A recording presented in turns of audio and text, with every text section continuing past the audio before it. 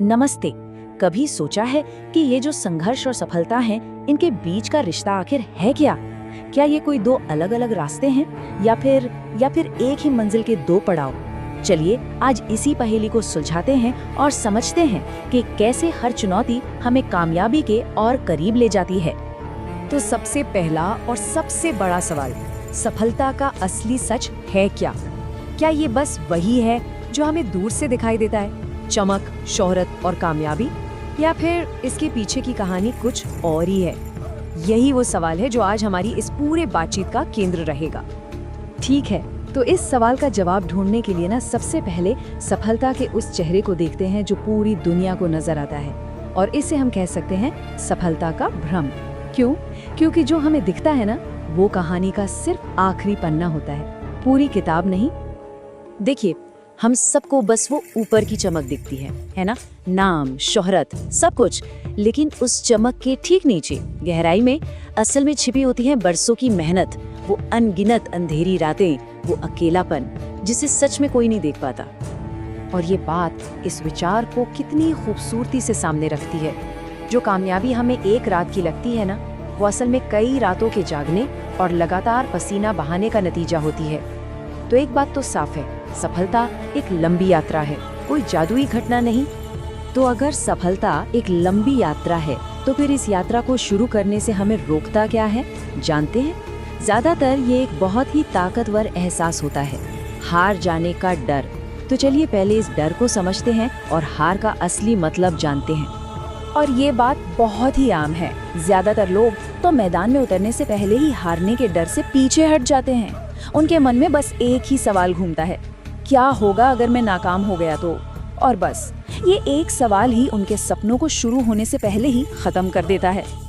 लेकिन एक बात समझनी होगी, दुनिया की सबसे बड़ी हार नाकाम होना नहीं है। नहीं, दुनिया की सबसे बड़ी हार है हार मान लेना।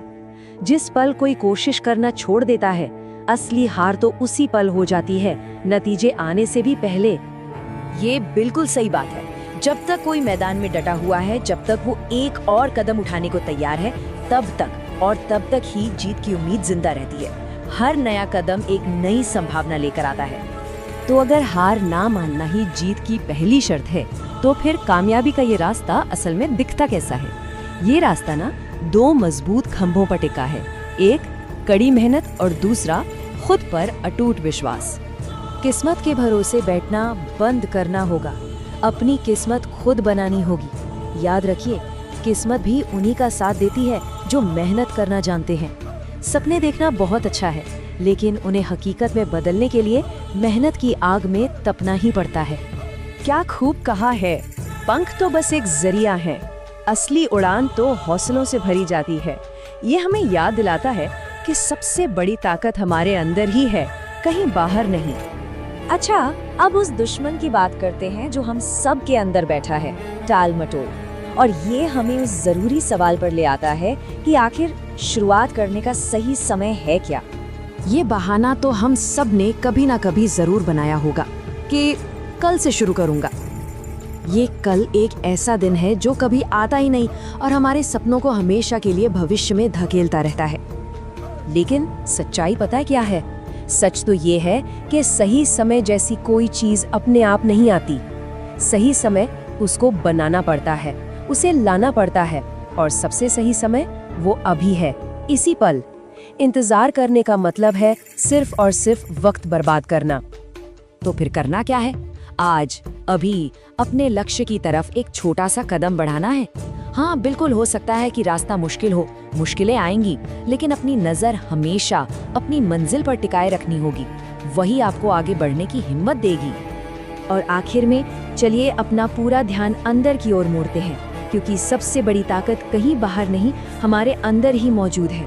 यह है खुद पर विश्वास करने की शक्ति, हमारी अपनी अंदरूनी शक्ति।